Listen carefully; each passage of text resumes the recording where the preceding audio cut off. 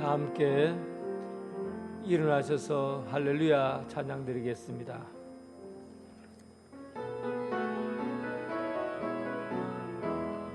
할렐루야 할렐루야 할렐루야 와서 하나님께서 행하신 것을 보라. 할렐루야 할렐루야 할렐루야.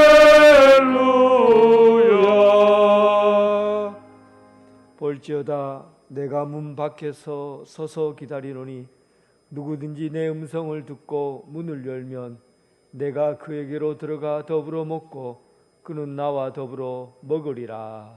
아멘.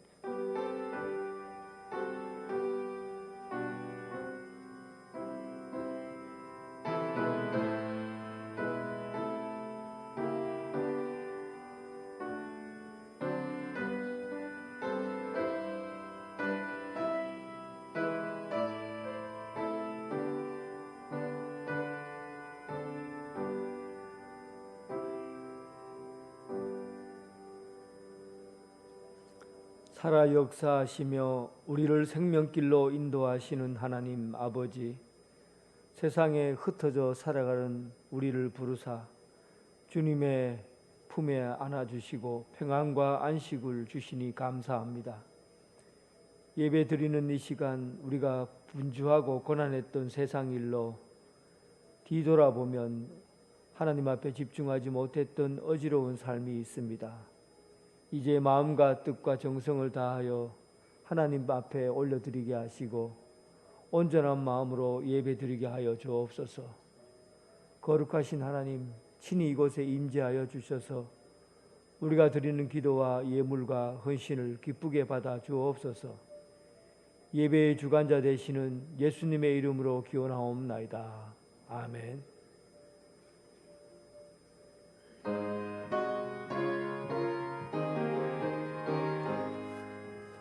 찬양하라 복되신 구세주 예수 백성들아 사랑을 전하세 경배하라 하늘의 천군과 천사 주님 앞에 영광을 돌리세 목자같이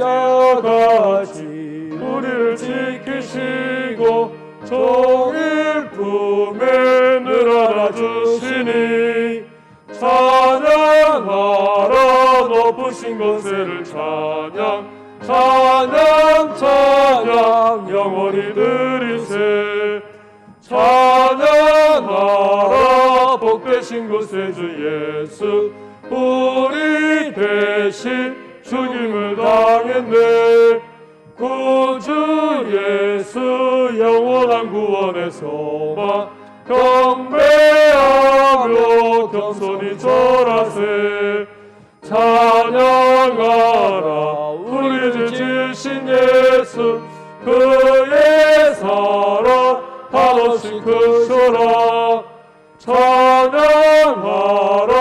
높으신 권세를 찬양 찬양 찬양 영원히 드리세 찬양하라 복되신 구세주 예수 천사들아 즐겁게 찬양해 구주 예수 영원히 다스리시니 멸류관을 주 앞에 드리세 구주 예수 세상을 이기시고 영광 중에 또다시 오시리 찬양하라 높으신 권세를 찬양 찬양 찬양 영원히 드리세. 사도신경으로 신앙 고백 드리겠습니다. 나는 전능하신 아버지 하나님 천지의 창조주를 믿습니다. 나는 그의 유일하신 아들 우리 주 예수 그리스도를 믿습니다. 그는 성령으로 잉태되어 동정녀 마리아에게서 나시고 본디오 빌라도에게 고난을 받아 십자가에 못 박혀 죽으시고 장사된 지 사흘 만에 죽은 자 가운데서 다시 살아나셨으며 하늘에 오르시어 전능하신 아버지 하나님 우편에 앉아 계시다가 거기로부터 살아있는 자와 죽은 자를 심판하러 오십니다. 나는 성령을 믿으며 거룩한 공교회와 성도의 교제와 죄를 용서받는 것과 몸의 부활과 영생을 믿습니다. 아멘.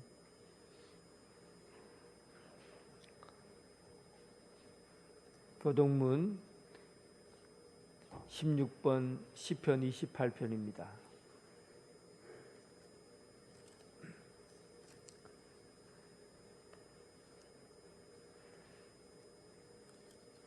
여호와여 내가 주께 부르짖으오니 나의 반석이여 내게 길을 막지 마소서.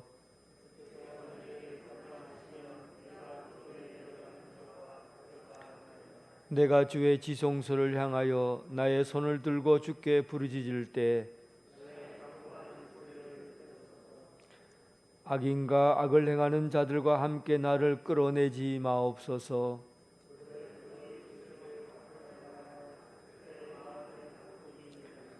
그들은 여호와께서 행하신 일과 손으로 지으신 것을 생각하지 아니하므로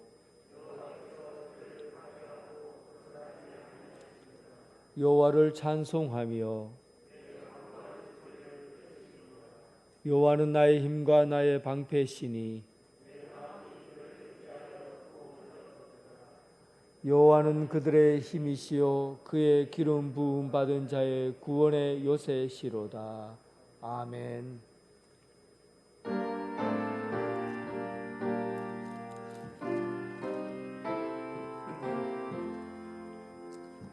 구주와 함께 나 죽었으니 구주와 함께 나 살았도다.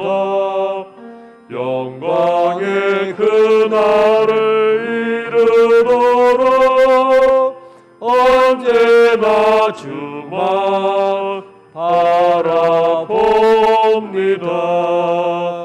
언제나 주는 날 사랑하사 언제나 새 생명 주시나니 영광의 그날을 이루도록 언제나 주만 바라봅니다. 마음속에 시험을 받을 때와 무거운 근심이 있을 때에 주께서 그때도 같이 하사 언제나 나를 도와주시네. 언제나 주는 날 사랑하사 언제나 새 생명 주시나니 영광의 그날을 이루도록 언제나 주만 바라봅니다. 뼈 아픈 눈물을 흘릴 때와 쓰라린 마음으로 탄식할 때 주께서 그때도 같이 하사 언제나 나를 생각하시네. 언제나 주는 날 사랑하사 언제나 새 생명 주시나니 영광의 그날을 이루도록 언제나 주만 바라봅니다. 내 몸의 약함을 아시는 주 못 고칠 질병이 아주 없네. 괴로운 날이나 기쁠 때나 언제나 나와 함께 하시네. 언제나 주는 날 사랑하사 언제나 새 생명 주시나니 영광의 그날을 이루도록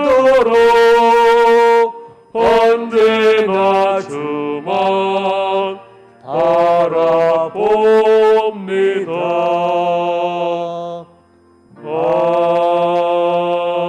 아멘. 전종식 장로님 기도하겠습니다.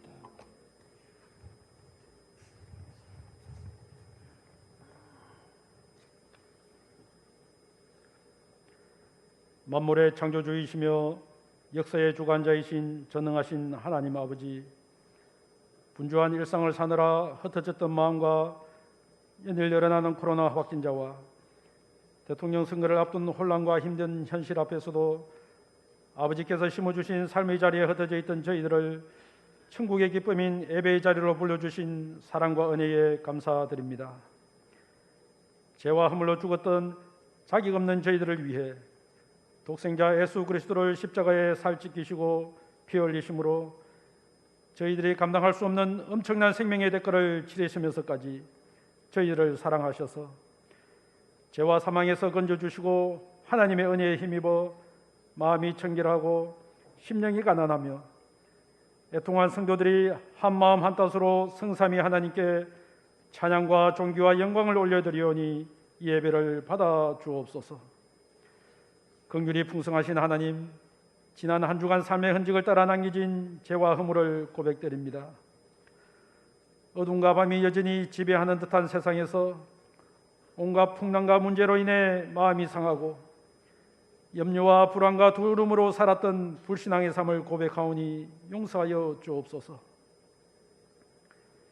일상의 번잡함에서 잠시 물러나 하나님께 마음을 집중하고 하나님으로부터 받은 무한한 사랑을 기억하게 하옵소서. 현실이 어렵고 힘들수록 하늘의 영광이 마음에 차고 넘치게 하셔서 저희들을 바닥으로 끌어내리는 두려움과 불안을 하나님의 은총으로 가볍게 해 주옵소서. 코로나 팬데믹으로 힘들고 어려운 삶을 살아가면서 상처 입고 낙심한 영혼과 원치 않는 육신의 질병과 마음의 상처로 힘들어하는 권속들을 긍휼히 여겨 주옵소서. 우리 교회의 모든 권속들이 장기간의 코로나 팬데믹 상황에서도 하나님의 나라와 그의 의를 구하며 거룩한 소명과 사명에 삶의 초점을 맞추고 살아가므로 저희들에게 오는 불안과 염려가 사라지게 하옵시고 주님 안에서 참된 안식과 평안을 누리게 하옵소서. 코로나 바이러스로 인해 교제를 나누는 일에 제약을 받지만 성도들 간의 얼굴을 대할 때는 부드럽게 서로를 돌보고 만날 수 없을 때는 말씀으로 스스로를 돌보는 그리스도의 온유와 간용을 저희들에게 주옵소서. 그리하여 올 한 해 우리 교회 건속들의 가정과 직장, 지역사회와 나라와 세계 곳곳에서 모든 민족에게 복음을 전하는 선교사님들과 큰 일을 행하시는 하나님을 경험하는 은혜로운 한 해가 되게 하옵소서. 이 시간 생명의 말씀을 선포하시는 목사님을 주님께 의탁하오니 온 영혼과 육체 가운데 성령으로 기름 부어주시고 성령 충만케 하여 주옵소서. 주의 말씀을 열면 빛이 비쳐 우둔한 사람들을 깨닫게 하나이다. 말씀을 듣는 저희들 성령님께서 말씀의 빛이 저희들의 영혼에 환하게 비추어 우둔함에서 벗어나게 하옵시고 그리스도의 말씀이 저희들 속에 풍성히 가함으로 어려운 세상 한가운데서도 세상의 풍조를 따르지 않게 하시고 말씀을 절구하고 말씀대로 생각하고 말씀으로 매일 조금씩 모난 인격들이 다듬어짐으로 삶의 모든 영역에서 은혜를 맛보는 형통한 삶 살아가는 복된 성도들 되게 하옵소서. 영광과 찬양을 받으실 거룩하신 하나님, 몸과 마음으로 정성껏 준비하여 하나님께 영광 돌리는 일부 찬양단의 찬양을 받아 주옵소서. 구원의 기쁨과 감사함 속에서 입술을 열어 하나님을 찬양하는 찬양단 위에 은혜를 부어 주옵소서.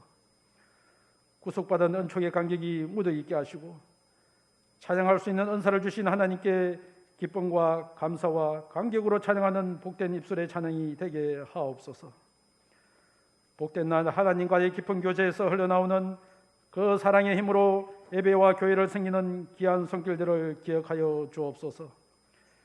주님의 교회를 위해 수고하며 애쓰며 섬길 때마다 구원의 즐거움으로 섬기게 하옵소서. 우리의 유일한 희망이 되시는 거룩하신 예수님의 이름으로 기도드립니다. 아멘.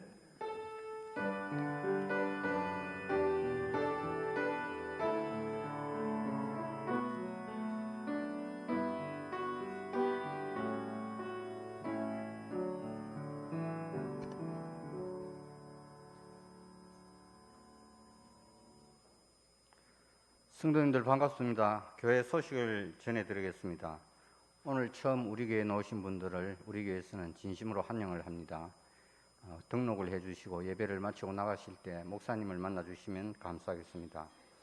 오늘은 주현절 후 6번째 주일이 되겠습니다. 주일 낮 예배는 오전 9시와 오전 11시 1, 2부로 나누어서 드리고 있습니다. 온라인으로 들으실 분들은 오전 11시 30분 유튜브로 들으시면 되겠습니다. 오늘부터 오후 찬양 예배와 수요 예배는 정상적으로 드립니다. 1여전도의 헌신 예배가 20일 주일 다음 줄 오후 찬양 예배 시에 있겠습니다. 오늘 2부 예배 후에 재직회로 모입니다. 다음 줄 각 기간 원래로 모여주시기 바랍니다. 27일 주일 당회로 모이겠습니다. 2월 생일자 축하 페스티벌이 27일 주일 오후 찬양 예배 시간에 있습니다. 2월달 생일자는 빠짐없이 참석해 주시기 바라며 각 구역에서는 생일자를 위한 축하 메시지를 준비해 주시면 감사하겠습니다.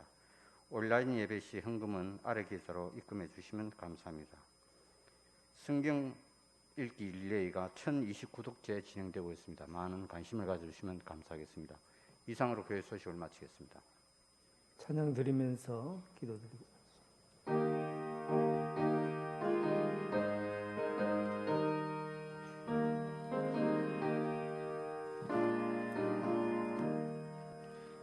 내게 있는 귀한 것을 주님 앞에 다 바쳐도 주님 주신 그 사랑에 부족할 것뿐입니다. 구원하신 나의 주님 크신 은혜 생각하면 주께 힘써 바치겠네. 아까울 것 무엇이랴.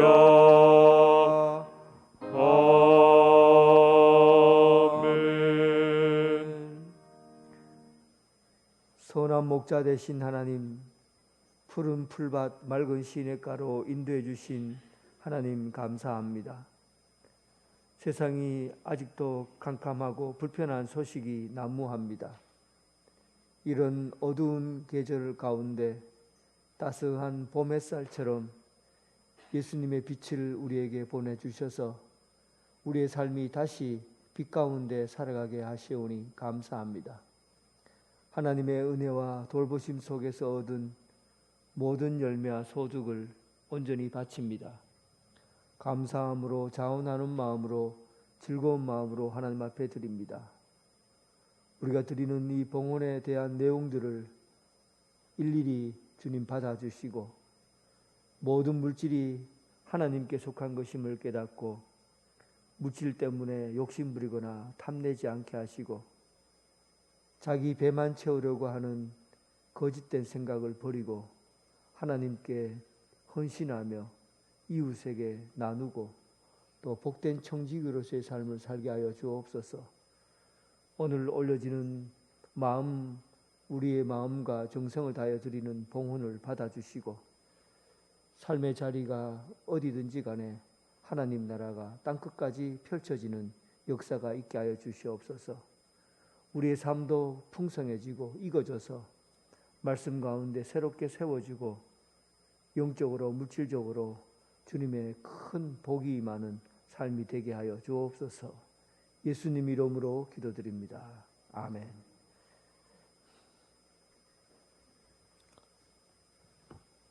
하나님께서 우리에게 주신 말씀은 마가복음 1장 29절에서 33절까지 말씀입니다. 마가복음 1장 29절부터 33절입니다. 하나님의 말씀을 봉독해 올리겠습니다. 회당에서 나와 곧 야고보와 요한과 함께 시몬과 안드레의 집에 들어가시니 시몬의 장모가 열병으로 누워 있는지라 사람들이 곧 그 여자에게 대하여 예수께 여짜온대 나아가사 그 손을 잡아 일으키시니 열병이 떠나고 여자가 그들에게 수종드니라. 저물어 해질 때에 모든 병자와 귀신 들린 자를 예수께 데려오니 온 동네가 그 문 앞에 모였더라. 아멘.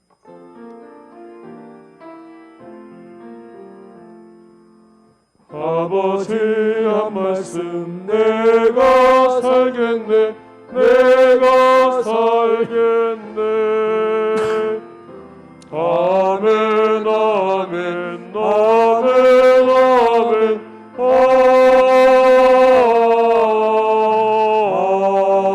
아멘.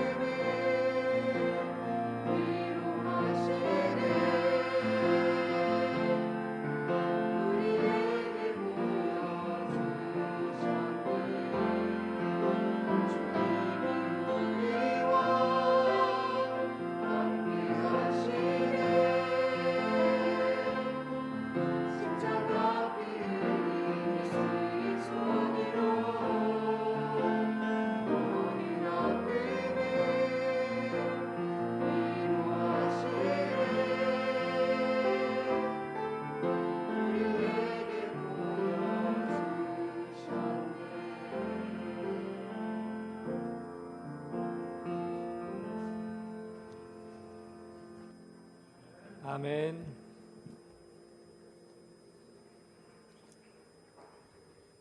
주님의 평강이 여러분들과 함께하기를 바랍니다.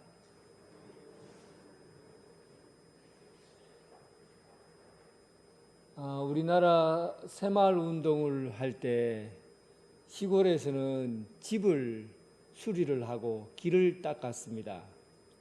꼬불꼬불한 골목길을 쫙 펴서 사거리를 두고 넓은 길을 만들고, 그리고 집을 지을 때 파란 지붕에다가 벽돌을 쌓아서 깨끗하게 집 모양을 똑같이 해서 그렇게 집을 만들었어요.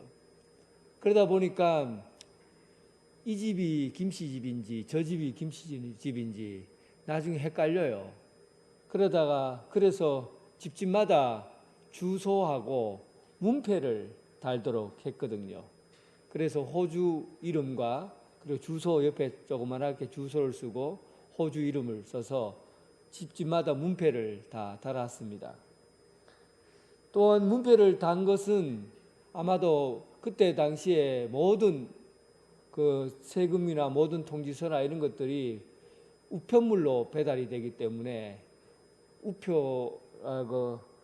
우편물을 발송하기 편하도록 주소와 호주 이름을 보고 집을 찾도록 그렇게 한 것이죠. 그래서 명패라는 것은 자기의 집을, 여기가 우리 집이다라는 것을 알려주는 굉장히 중요한 역할을 해왔습니다. 역사적으로 좀 살펴보면 이 문패가 만들어진 때는 조선시대에 만들어졌어요. 그때 문패는 사실은 옛날에 문패가 필요했겠습니까? 그냥 저기 김대감 집이 저기다 하면 온 마을 사람들이 다 아는 것이죠. 그러니까 특별히 문패를 달아야 될 이유가 없었어요. 그런데 문패를 만드는 데는 몇 가지 이유가 있었는데, 큰 지붕이 3개로 솟은 그 집 문 앞에다가 커다란 현판처럼 해서 마을에서 일어난 사람들의 일들을 거기다가 적어 놓습니다. 국가에 충성한 충신의 이름이 있으면 그 충신의 이름을 적기도 하고, 그 마을에서 효부가 나거나 그 다음에 부모에게 효도를 한 사람의 이름을 그 현판에다가, 집 앞에다가 탁 적어 놓기도 합니다. 그래서 그것을 문패라고 그랬어요. 홍패, 또 청패 이렇게 하고, 붉은색으로 써서 만든 패, 그리고 청색으로 써서 만든 패, 홍패, 청패라고 하기도 하고, 그리고 문패를 달아서 그 사람을 자랑하도록 한 것이에요. 처음에 문패는 자랑하기 위해서, 그 사람의 얼굴을 드러내기 위해서, 영광스러운 이름을 알리기 위해서 문패를 만들었다고 할 수 있습니다. 그래서 문패는 사실은 자기 얼굴과 같아요. 나는 이런 사람입니다 하고 문 앞에 걸어놓고 사는 것이죠. 그러니까 사실은 문패를 단다는 것은 그냥 주소를 사람들에게 알리고 또 편리하게 하기 위해서라기보다는 내 얼굴을 사람들에게 알리는 겁니다. 그래서 얼굴이 알려지니까 우리가 어떻게 살아야 되겠어요? 얼굴을 깨끗하게 아름답게 가꾸어야 되잖아요. 그래서 문패라는 것은 우리 삶을 어떻게 살아가야 될 것인가 하는 것을 나타내는 중요한 표시라고 말할 수 있습니다. 성경에 보면, 오늘 말씀에 보면 가버나움 동네에 문패를 딱 달고 있는 그런 예수님의 제자가 있었습니다. 오늘 본문에 보면 이렇게 나오죠. 29절에 보니까 예수님께서 회당에서 나왔어요. 회당에서 무슨 일이 있었습니까? 권위 있는 예수님의 말씀을 가르치시고, 또 귀신 들린 자를 쫓아내시고, 그리고 난 다음에 아침에 일어난 일이에요. 그리고 오후쯤 돼서 29절에 회당에서 나왔어요. 나와서 요한과 함께, 예수님의 제자 요한과 함께 시몬과 안드레의 집에 들어갔다. 시몬과 안드레니까 베드로와 안드레라는 얘기죠. 그러니까 한마디로 얘기하면 베드로의 집이에요. 베드로의 집. 베드로의 집에 들어갔다라는 말입니다. 이 가버나움이라는 곳은 제가 지난주에 설명을 잘 들었습니다. 예수님이 나사렛에서 태어나셨지만 나사렛에서 자랐다고 되어 있지만 실제로 고향은 나사렛이지만 실제로 예수님께서 가장 오랫동안 머물고 활동한 곳은 가버나움이라는 곳이에요. 이 가버나움은 지금도 가면 큰 편말로 예수님의 마을이라고 딱 히브리어로 써져 있어요. 예수님의 마을이라고. 그만큼 가버나움은 예수님이 오랫동안 활동한 곳이에요. 그런데 예수님께서 이제 그 가버나움에 머물면서 거기서 자고 먹고 생활해야 되는데 어디서 자고 먹고 생활합니까? 그 집이 시몬과 안드레의 집입니다. 그런데 오늘 본문 29절에 1장 29절에는 분명히 시몬과 안드레의 집이라고 표시되어 있는데 이제 다른 2장 1절과 마가복음 7장 17절, 9장 33, 10장 10절에 보면 마가복음에서 예수님께서 머무셨던 시몬과 안드레의 집이라는 내용이 싹 빠져 있고 그냥 집에서 머물렀다고 되어 있습니다. 처음에는 시몬과 안드레의 집, 베드로의 집이라고 분명히 표시를 했는데 그 다음 구절에 보면 2장 1절 예수께서 다시 가버나움으로 들어가셨는데 그분께서 그 집에 계시다는 소문이 퍼졌다. 다른 번역으로 제가 읽고 있는 겁니다. 마가복음 7장 17절 때도 예수께서 군중을 떠나 그 집에 들어가시자. 9장 33절에도 예수께서 그 집에 계실 때, 그 집에 들어갔을 때 가버나움에서 예수님이 들어가는 집은 그 집밖에 없어요. 그런데 베드로의 집이라고 되어 있지 않아요. 그냥 그 집이라고 집에 들어갔다고 되어 있습니다. 왜 분명한 명패가 베드로의 집이라고 되어 있는 그 명패에 붙어 있는 그 집에 예수님께서는 들어가셨다고 베드로의 집에 가셨다고 늘 집에 대해서 쓰셔야 되는데 왜 그 이름을 밝히지 않고 그 집에 들어가셨다고 말씀하셨을까? 이제부터 그 집의 내용이 달라진 거예요. 베드로의 집이라는 이름을 이제는 안 쓴 거예요. 의도적으로 그 이름을 뺀 겁니다. 왜 의도적으로 그 이름을 뺐을까요? 당시에 여러분 예수님 외에 큰 선생이 두 주류의 선생이 있었습니다. 아주 유명한 바리새인 학파 중에 랍비의 전통을 잇는 두 선생님이 있었는데 한 사람이 힐렐이라는 사람이고 한 사람이 삼마이라는 사람이에요. 그래서 이스라엘 사람들 중에서 내가 누구의 제자가 되면 내가 율법을 잘 지키고 하나님 앞에 신앙생활 잘할 수 있을까? 학교가 없으니까 선생을 따라 산 거예요. 그때 힐렐을 따라간 사람이 있고 샴마이를 따라간 사람이 있어요. 어디서 가르쳤냐 하면 힐렐은 힐렐의 집에서 가르쳤고 삼마이는 삼마의 집에서 가르쳤어요. 그래서 사람들이 이야기할 때 나는 삼마이 집에서 생활하는 사람입니다. 나는 힐렐 집에서 생활하는 사람입니다. 이런 얘기를 했다는 거예요. 이것은 이제 그들의 집에서 선생님과 함께 먹고 잠자고 함께 지내면서 그분의 뜻을 배웠다는 거죠. 몸으로 함께 동행하면서 그들의 제자가 된 거예요. 그래서 그들의 집을 이야기할 때 샴마이의 집이다, 힐렐의 집이다 이렇게 표현한 거예요.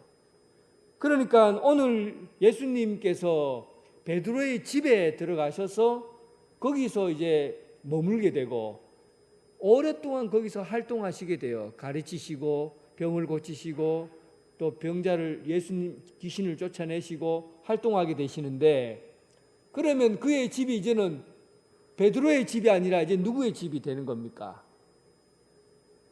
예수님의 집이라고 하기에는 예수님께서 내가 집이 없다고 말씀하셨기 때문에 이거를 어떻게 표현하면 좋으냐면 예수님이 머무시는 집, 예수님이 머무시는 집이 되는 거예요. 그래서 이제는 그 집이 베드로의 집이 그분의 집으로 불러지게 되는 겁니다. 그래서 이게 베드로의 집이라고 밝히지 않고 그 다음 구절부터는 그 집에 들어가시니 그 집에 머무시니라고 표현하게 된 거예요. 저는 예수님이 사역했던 그 집, 예수님이 활동하셨던 그 집이라는 이 모형이 오늘날 이 암울한 어두운 코로나 시대에 예수님께서 했던 그 집에서의 모임을 가지고 또 가르치고 했던 이 모형이 앞으로 한국교회의 미래를 좌우하게 될 것이라고 생각합니다.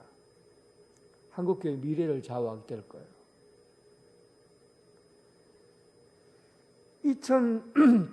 제가 어떤 유홍준 교수의 건축학 교수 책에서 본 내용입니다. 그 분이 이런 내용으로 통계를 냈어요. 2015년 한국 조사에 의하면 대한민국 종교의 인구 비율이 44%, 그러니까 대한민국에서 종교를 갖고 있는 사람이 44%라고 그래요.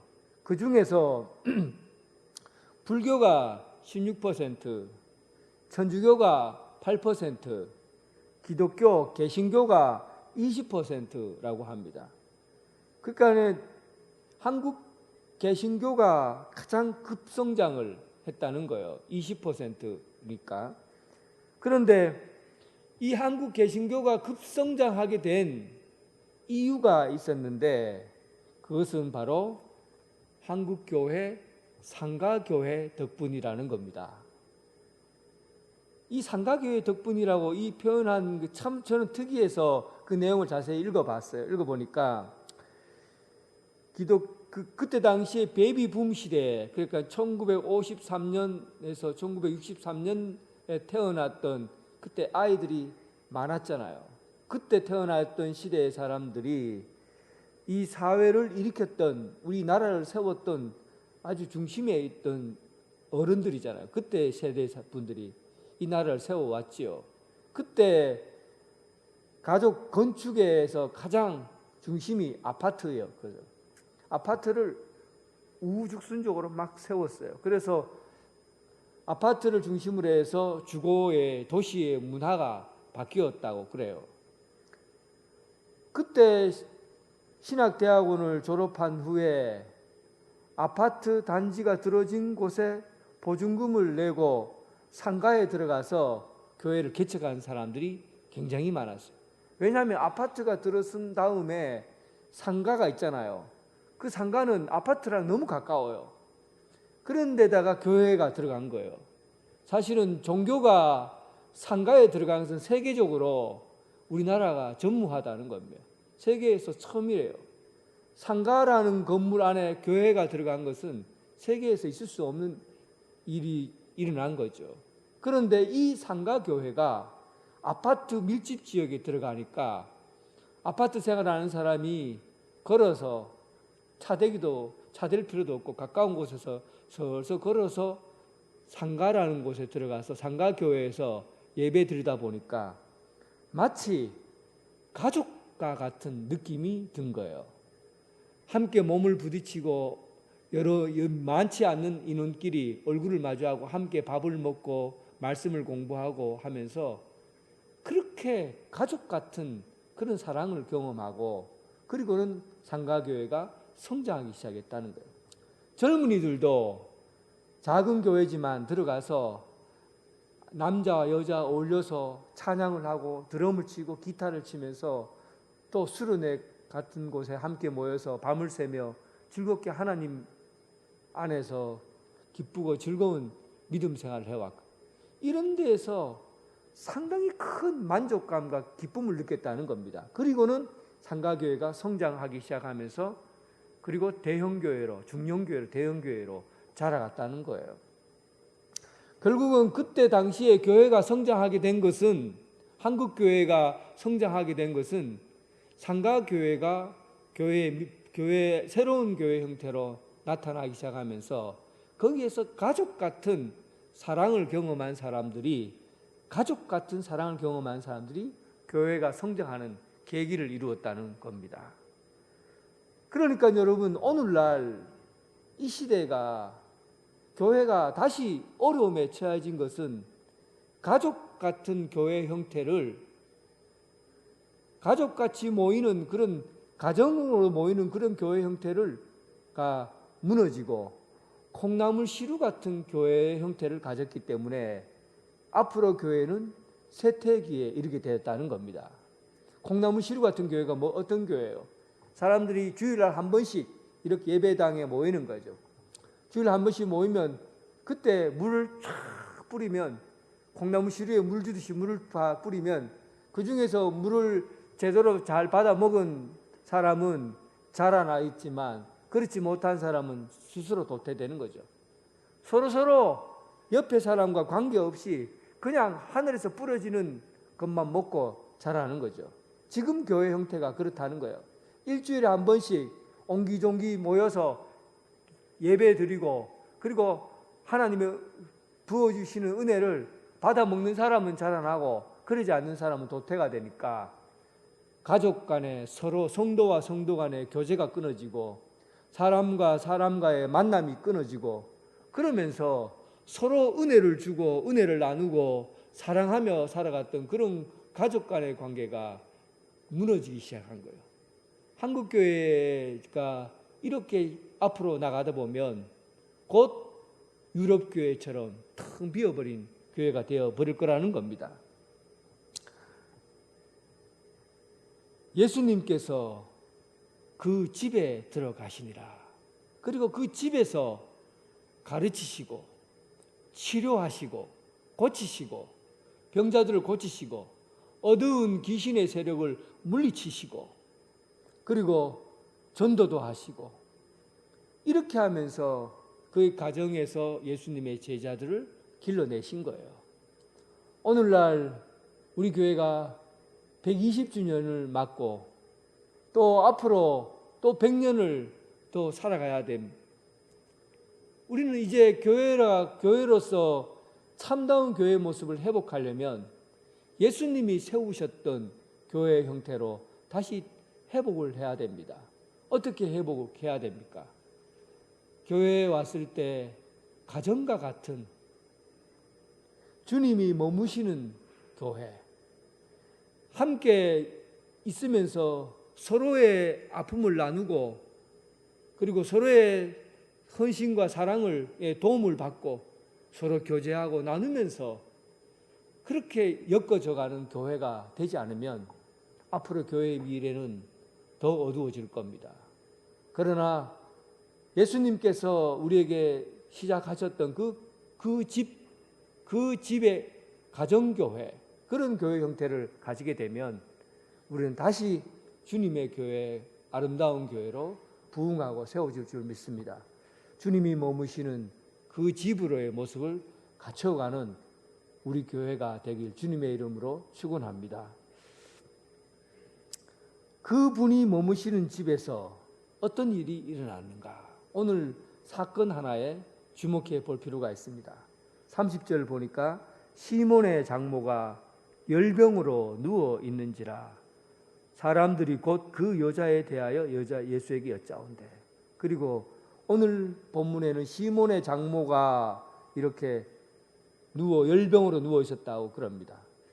이거는 다른 이야기니까 살짝만 언급합니다. 천주교에서는 성직자 독신주의를 강조해요. 그러니까 결혼을 하지 않고 독신으로 살아야 하나님 앞에 바르고 정직하고 거룩한 성직자의 모습을 지닐 수 있다고 보는 겁니다. 그래서 신부, 주교, 교황은 다 독신이에요. 그런데 여러분, 그들이 말하는 베드로가 독신이었다고 지금도 주장합니다. 성경에 보면 이 사람은 도대체 누굽니까? 베드로의 장모가 있다면 아내도 있을 거 아니에요. 아내도 없는데 장모가 있습니까? 그러니까 베드로가 독신이었다는 말은 그들이 아직도 성경을 제대로 해석을 못하고 있는 것이죠. 그가 어쨌든 오늘 이 베드로의 장모 이야기를 꺼내는 것은 그 뒤에 숨은 한 사람도 여러분 눈여겨봐야 됩니다. 누구겠어요? 베드로의 아내. 이야기에 빠져 있지요. 그런데 사도들이 복음을 전하러 다니는 그때 되면 거기에 베드로의 이야기, 베드로는 아내와 함께 동행했다고 기록되어 있고, 그리고 어떤 곳에 의하면 베드로가 순교당할 때 그의 아내도 함께 순교했다라는 기록이 되어 있습니다. 그만큼 베드로와 삶과 죽음을 함께 했던 그 여인이 베드로의 아내예요. 그 이야기는 우리가 기록되어 있지 않기 때문에 몰라요. 그런데 오늘 이 본문에서 중요하게 봐야 될 부분이 누구냐면 바로 베드로의 장모예요. 여자지요. 오늘 본문에도 보면 여자라고 되어 있어요. 당연히 장모는 여자겠지요. 어쨌든 그런데 여자인 이 장모가 열병으로 누워 있다고 되어 있고, 이 열병으로 누워 있는 이 여인이 고쳐지는 과정에서 예수님이 이 여인을 어떻게 대하고 어떤 관계로 유지하고 있는가를 우리는 봐야 됩니다. 열병은 단순히 열이 올라오는 병이 아니에요. 누가복음에 보면 심각한 질병이라고 표현하고 있습니다. 생명에 위협을 줄 만큼 큰 병에 걸린 겁니다. 열이 펄펄 끓어오르는 병이지만 분명히 생명의 위급함, 얼마 지나지 않아서 죽을 수 있는 그런 중병에 걸린 겁니다. 이 열병에 걸린 여인에게 예수님께 나아가서 그 손을 잡아 일으키시니까 열병이 떠나고, 그래 돼 있죠. 열병이 떠나고 여자가 그에게 수정 들었다 되어 있습니다. 여러분, 상식적으로 큰 병을 앓고 나면 벌떡 일어나서 일할 수 있습니까? 보통 큰 병을 앓고 일어나면 며칠 동안은 쉬어야 됩니다. 죽만 미음, 죽 먹고, 음식도 거칠거칠한 음식 못 먹고 부드러운 음식 먹고 살살 움직여야 되죠. 그래야 몸이 회복이 됩니다. 그런데 예수님께서 고치셨을 때는 완전히 달라요. 기존에 있던 그 힘보다도 더 큰 힘을 얻게 되고 아예 몸이 새롭게 변해버려요. 예수님의 고치신 것. 오늘 본문에도 이 여자가 열병에 누워 죽을 것 같은 병에 걸렸다가 벌떡 일어나서 수종 든다고 잡일을 그 힘든 잡일을 해내고 있는 이 여인의 모습을 볼 수 있잖아요. 사도행전 3장에 보면 나면서부터 못 걷게 된 이가 성전에서 구걸하고 있을 때 베드로가 그에게 와서 내가 은과 금이 없지만 나사렛 예수 그리스도의 이름으로 일어나 걸으라 하니까 어떻게 됐습니까? 나면서부터 못 걸었던 그 다리가 힘이 있겠어요? 그런데 그 손을 잡아 일으키니까 발목에 힘을 얻고 걷기도 하고 뛰어버렸어요. 예수님이 오셔서 일어나셨던 일들은 기존의 병과 병을 완전히 새롭게 회복시켜 주셔서 새로운 힘과 새로운 능력을 받는다는 것을 알 수가 있어요. 그냥 병을 치료하시는 게 아니에요. 그냥 몸을 건강하게 온전하게 하는 것이 아니라 새롭게 새 힘을 얻도록 해주시는 겁니다. 칼빈은 오늘 이 본문을 두고 장모의 열병을 심리적이고 정신적인 부분에까지도 확대해서 해석을 해요. 그러니까 그가 열병에 걸렸다는 것은 아마도 장모가 베드로 장인에 대한 얘기는 없잖아요. 장모랑 함께 사는 것을 보아서 장인이 일찍 타계하신 것이죠. 그러니까 장모 혼자서 사는 그 여인, 이스라엘 백성, 이스라엘에게서, 유대인들에게서 여인 홀로 사는 이 삶이란 이 스트레스는 엄청난 정신적인 충격입니다. 남편 없이 과부로 사는 것은 충격적인 삶에서 가장 큰 충격이죠. 그러니까 소위 말하면 열 받는 일이 많았던 거예요. 그래서 우리가 열이 올라올 때 왜 열이 오릅니까? 열 받으니까 열이 올라오는 거예요. 그러니까 정신적으로 충격이 있고 또 사람과의 관계에서나 이런 것에서 오는 스트레스 이런 것들이 꽉 쌓이니까 열이 받는 거죠. 우리 인생에도 여러분 우리의 열이 채여서 열 받아서 그 열 때문에 우리 몸을 가누지도 못하고 일어나지 못하고 쓰러져 본 그런 경험이 여러분 없습니까? 육체적으로 열이 있는 것은 사실은 아주 간단한 문제지만 정신적으로 또 마음의 상처에 의해서 주어지는 이 열받음, 또 분노, 화 이런 것들에 의해서 몸에 꽉 채여 있을 때 그때 그 고통은 이루 말할 수 없는 겁니다. 그런데 예수님께서 그녀의 손을 잡아 일으키시니까 그의 몸이 그가 분노를 일으키고 열병이 떠나갔다. 열병이 떠나갔다. 열병이 쫓겨난 거죠. 그러면서 그의 삶이 완전히 새롭게 깨끗하게 헌신하는 예수님의 종으로 제자로서 그렇게 바뀌어진 거예요. 열방이 사랑하는 성도 여러분, 우리가 살아가는 이 현장 속에서 우리 얼마나 많이 사람들과 관계에서 상처를 입고 또 스트레스를 받고 분노하고 열이 꽉 찬 채 우리의 삶이 이어져 가고 있습니까? 예수님께서 우리의 삶의 중심이 우리의 집 안에 들어오시도록 예수님이 여러분들의 마음 중심에 들어오시도록 주님을 맞아 들으시기 바랍니다. 주님이 오시면 다 물러가게 되어 있어요. 다 쫓겨나게 되어 있습니다. 주님이 우리 삶 중심에 들어오시면 내 삶의 모든 분노와 화냄과 열받음과 이런 것들이 다 물러가게 되어 있습니다. 예수님을 여러분 가정의 중심에 모셔드리기 바랍니다.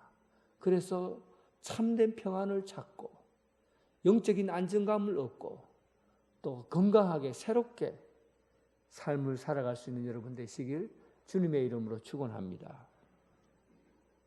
오늘 본문에서 제가 꼭 살펴봐야 될 본문이 있습니다. 이것이 뭐냐면 바로 예수님께서 그를 치료하시고 난 다음에 그 여자가 수종을 들었다. 그렇게 표현하고 있어요. 수종을 들었다. 수종 든다는 것은 남을 따라다니면서 일상적인 일에 도움을 주는 사람, 그러니까 발을 씻어주고 밥을 하고 빨래를 하고 잠자리를 보살펴주고 이런 일들을 수종든다고 그래요. 마가복음에는 수종드는 여자들에 대해서 뭐라고 표현되어 있냐면 수종드는 여자들에 대해서 제자라고 말하고는 있질 않지만 예수님을 따라다니던 자라 이렇게 표현하고 있어요. 그러니까 여러분 유대인들은 여자에 대해서 심각할 정도로 차별을 해왔어요. 지금의 차별과는 말도 안 되는 차별을 해온 거예요. 길거리에서 여동생을 만나도 우리는 하이 이렇게 인사도 할 수 있지만 여동생을 만나도 모른 척 했어요. 엄마를 만나도 모른 척 해요. 그러니까 여자는 굉장한 심한 차별을 받았다고 볼 수 있어요. 그때 당시에 여자보다도 남자가 더 많이 태어났다고 3분의 2 정도 남자고 3분의 1은 여자다고 그렇게 그 인구를 표현하고 있는데 사실은 이렇습니다. 남자가 태어나면은 그 돈을 주면서 잘 돌보라고 그러고 여자가 태어나면 다는 그러지 않지만 많은 사람들 중에는 쓰레기에 버리는 사람들이 많았어요. 그래서 여자의 이름 중에서 쓰레기라는 이름을 갖고 있는 사람들이 꽤 많이 나왔습니다.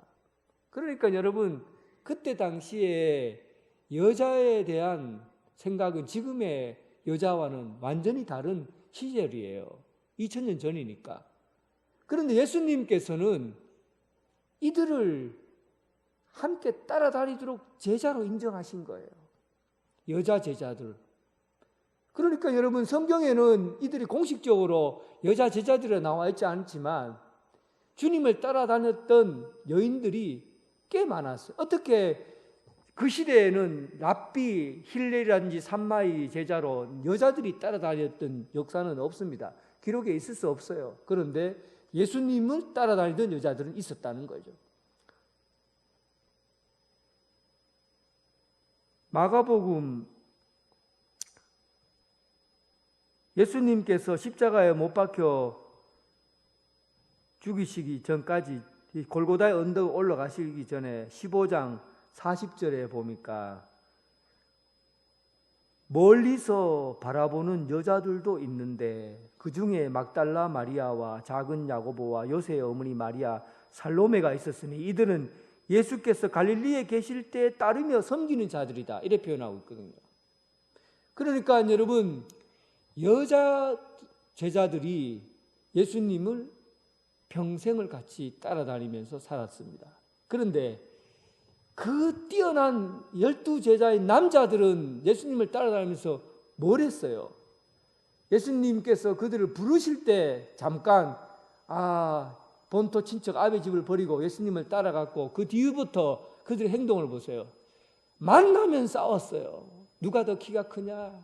누가 더 오른쪽에 앉아야 되냐? 왼쪽에 앉아야 되느냐? 하고는 만나면 싸웠어요. 그리고는 어떤 사람은 예수님이 행동하기 전에 칼을 탁 빼앗고 길을 탁 잘라버리기도 하고 예수님께서 골고다 언덕 올라가시니까 어떻게 됐습니까? 그냥 막 내 호랑이가 쫓아오는지 막 도망을 쳤지요. 옷이 벗어지는지도 모르고 도망을 쳐버렸어요. 이런 남자들의 세계에서 여자 저자들은 그의 행동이 그렇게 드러나지 않지만은 작게 작은 글씨로 조용하게 기록하고 있어요.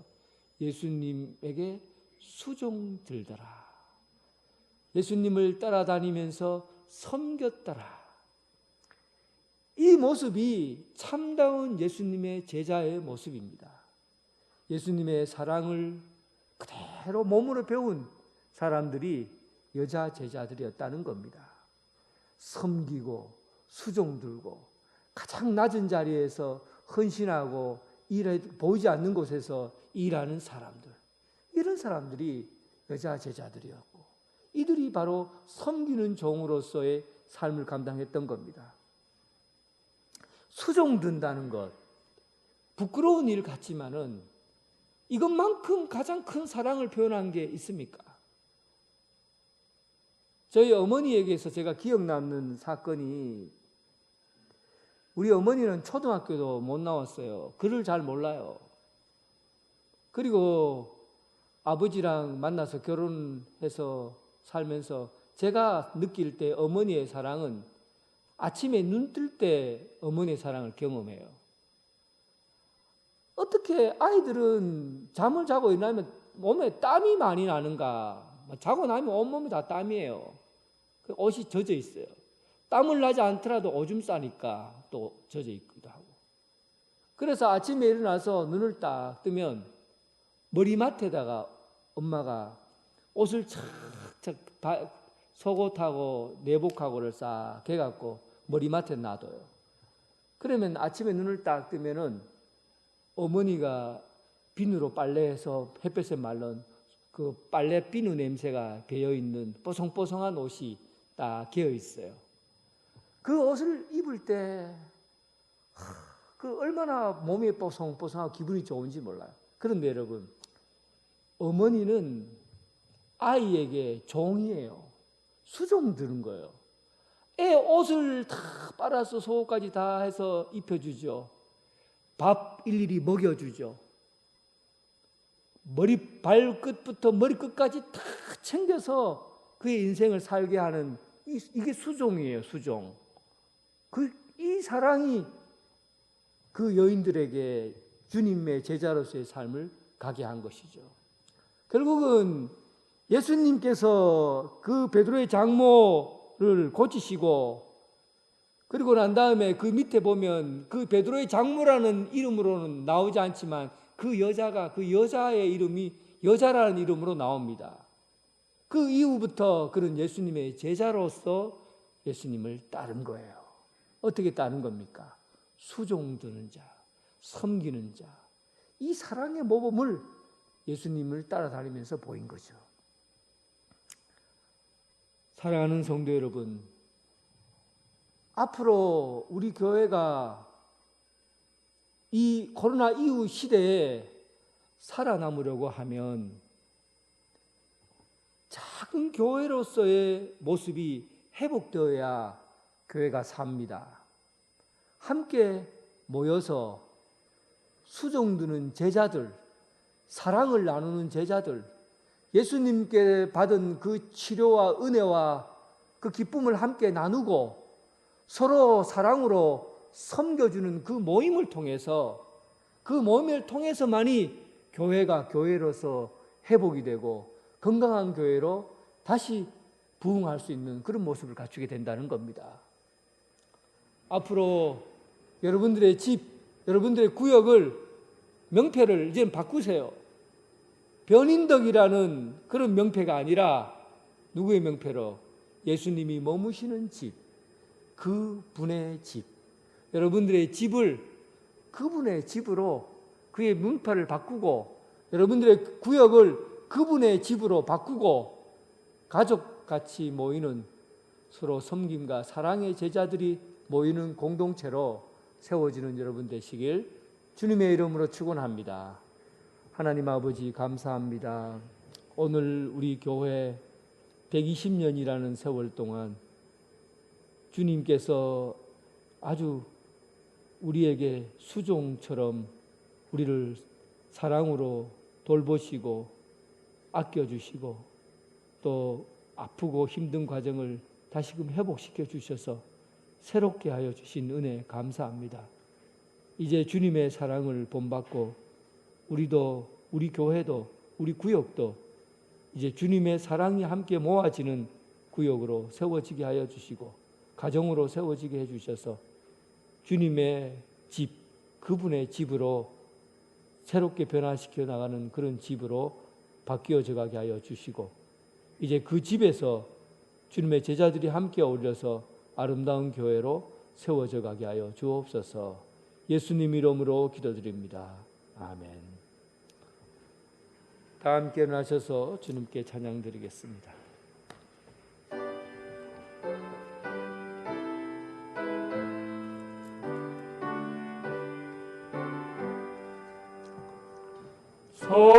성자의 귀한 몸 날 위하여 버리신 그 사랑 고마워라. 내 머리 숙여서 주님께 비는 말 나무 주님께 바치리까. 지금도 날 위해 간구하심 이 옅은 믿음이 하옵나니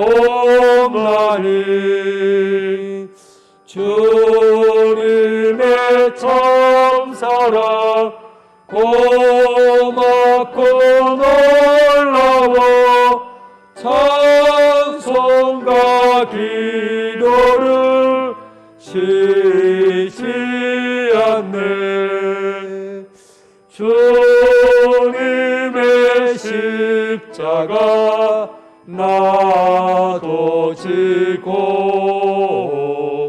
신실한 믿음과 마음으로 형제의 사랑과 친절한 위로를 네게 나 베풀게 하옵소서. 만 가지 은혜를 받았으니 내 평생 슬프나 즐거우나 이 몸을 온전히 주님께 바쳐서 주님만 위하여 늘 살겠네. 아멘. 이제는 예수 그리스도의 은혜와 극진하신 하나님의 사랑과 성령님의 교통하심이 예수 그리스도 안에서 예수 그리스도를 우리 집에 모시고 우리의 이름이 아니라 주님의 이름으로 살아가기를 원하는 오늘 이 자리에 함께한 성도들과 각 가정에서 예배드리는 성도들을 위해 지금부터 영원토록 함께 하시기를 간절히 축원하옵나이다. 아멘.